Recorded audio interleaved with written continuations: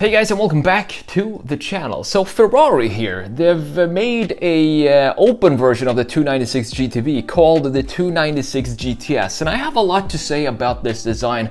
And something struck me now that I see the Spider version of the GTB, specifically the roofline. I'm going to try and describe it as clearly as I can using Photoshop and comparing the two, the Spider and the hardtop, and also comparing it to the 458, which is a great example of going from a coupe to a Spider. So first of all, let's talk a little bit about the spec and tech of the 296 GTB, because I know Rosie seems to be very interested in that as well. So the 296 uses a twin-turbo V6 that's connected to an electric motor that's located between the engine and the 8-speed dual-clutch gearbox. With a specific output of 218 horsepower per liter, it's the most power-dense motor ever put in a production car. It makes a total of 654 horsepower from just the 2.9 liter V6 without the electric motor accounted for. So how does this translate into performance? 0 to 62 miles per hour is completed in just 2.9 seconds, and the 296 gets to 124 miles per hour in 7.3 seconds and continues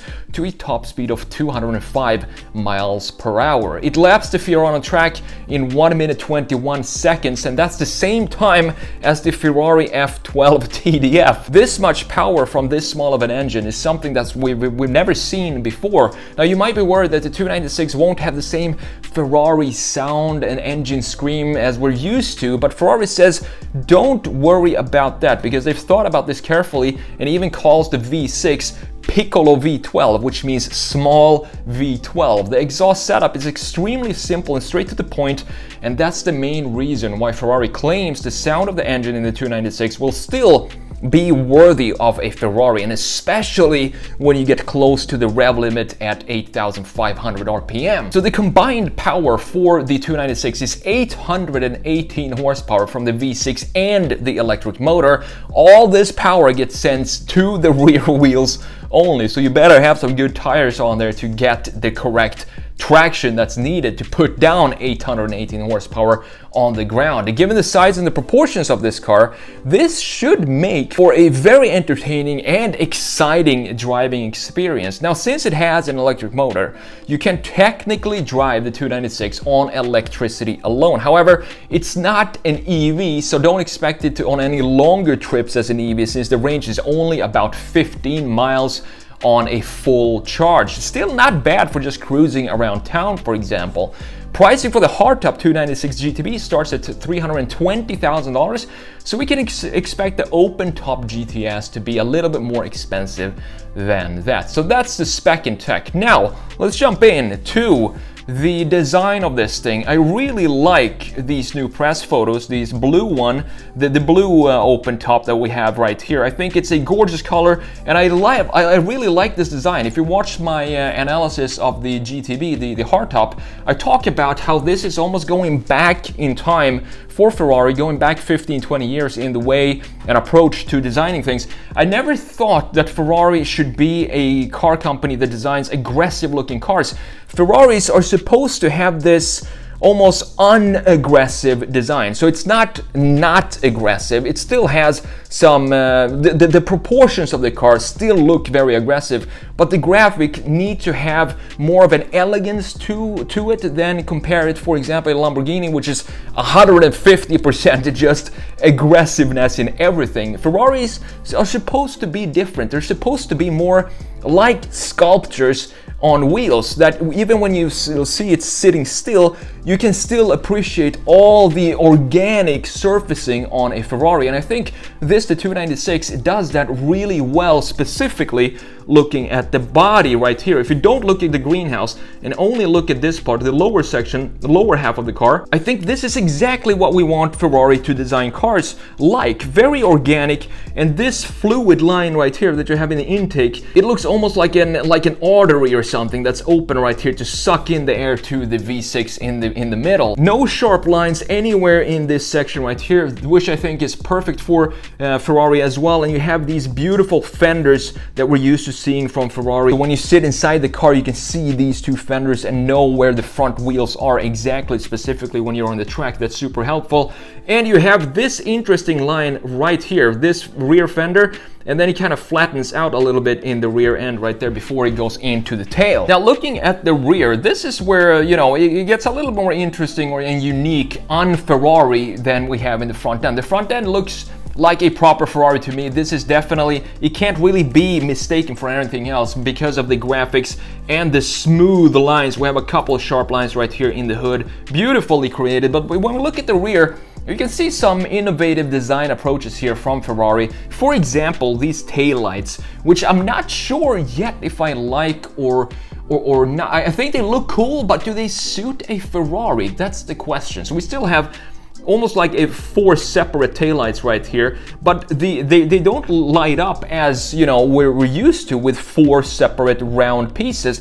Instead, the only piece that lights up when the car is on idling is this bar up here, and this entire design graphic feature looks sort of like sunshades to me, like they just stuck a pair of Ray-Bans on each side of the car that became the taillights. It's an interesting approach to this design. And we also have this opening here, which you can see a pretty significant opening with black holes right here. And this is of course the wing. And another thing that's pretty unique for Ferrari is this design of the exhaust right here. It looks, I don't mind having the exhaust looking like this, centered and in this silver finish and in a squarish sort of style. It looks pretty cool, and I don't have anything against this at all. I think it looks all right to have on a Ferrari like this, and it kind of emphasizes the exhaust more than they would if they would just have them, you know, 2 exhausts down here, for example, 1 here and 1 here. And I think that's important. I think they wanted to emphasize the exhaust more because it is, after all, just a V6. Even though it has over 800 horsepower,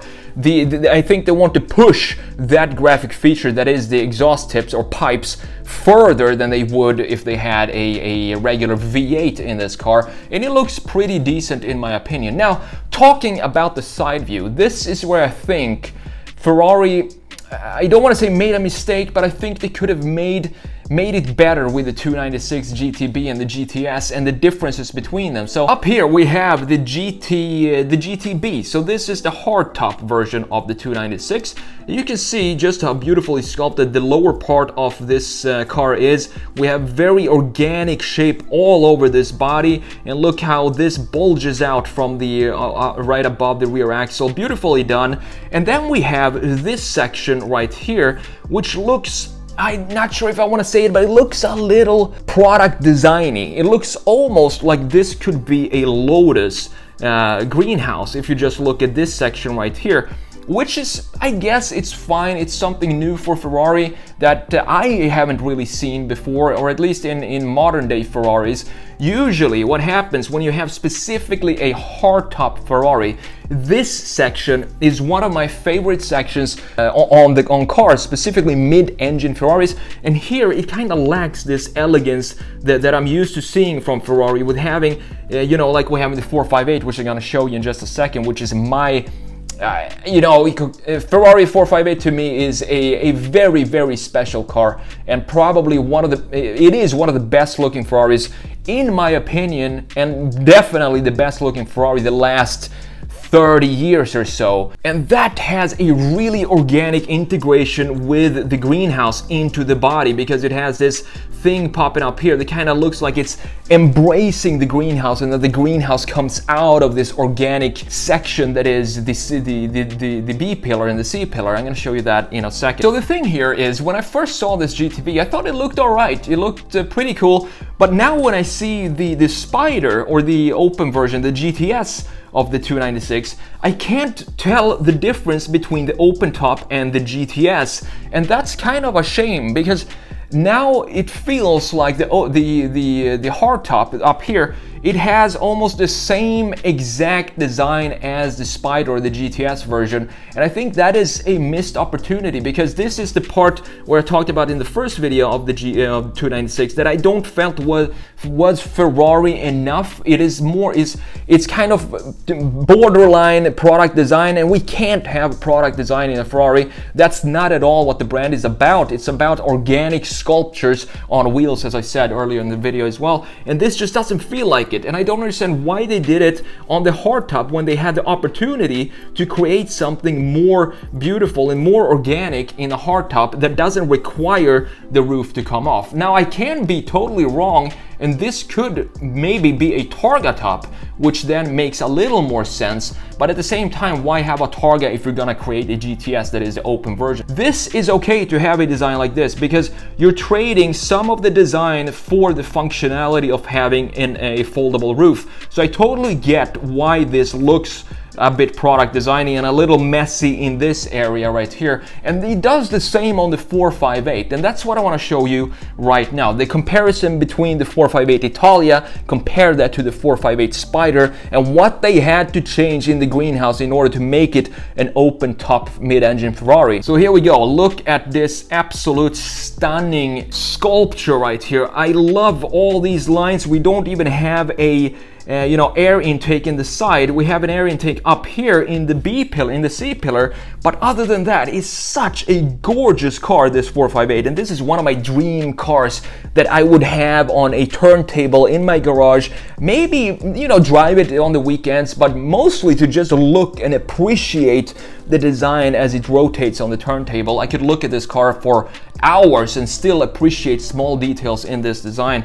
We have a super nice line from this line going into this line right here, and then we have this line in the bottom part as well going down at this point. And on top of that, this line from the front now goes into the side and then comes back a little dip right here, cut here in the fender. So we have three lines that cuts all over and wraps around this car. And I wanted to talk about the integration of the greenhouse here, and the thing that I thought felt like the greenhouse comes out of this organic mass that is the lower part of the car. And you can see that how far up this piece of metal stretches up and kind of houses the roof line, and the roof line then just disappears behind this. And this piece is it's a really unique integration of a greenhouse in a mid-engine car, and I absolutely love that little feature on the 458. And this kind of treatment is what I kind of wanted to see on the hardtop GTB up here, but still they made it more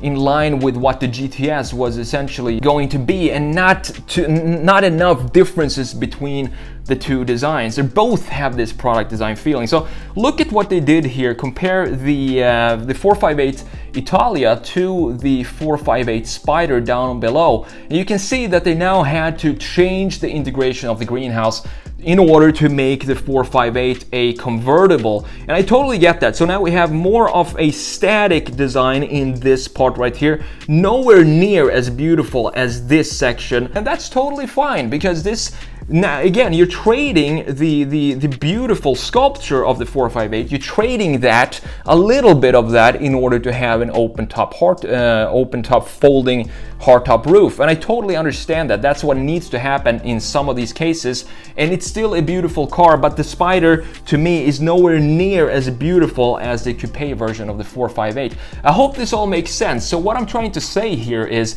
I think Ferrari could have done a better job to integrate the greenhouse and have it be more in connection with the lower part of the car in the C-pillar section of the GTB, and not have it look almost identical to the GTS version. I'm not saying that the GTB and the GTS are ugly, not at all. I think this is a great approach by Ferrari to dial back the styling that reached its peak with the F8 Tributo, which I don't think at all is a good looking car, because it has way too much curvatures and styling. I made a video on that as well on the Sketch Monkey channel if you want to go and check that out. But overall, I'm really excited about the 296. I hope Ferrari will still continue to make V8s, because we are making progress in the research of more greener development of gasoline, and I think that has a future in cars such as Ferraris, Lamborghinis, and other exotics. Comparing the 296 to the 458 though, there's still no comparison there in my book. The 458 is still the best looking mid-engine Ferrari in the past, I would say 20 or 30 years.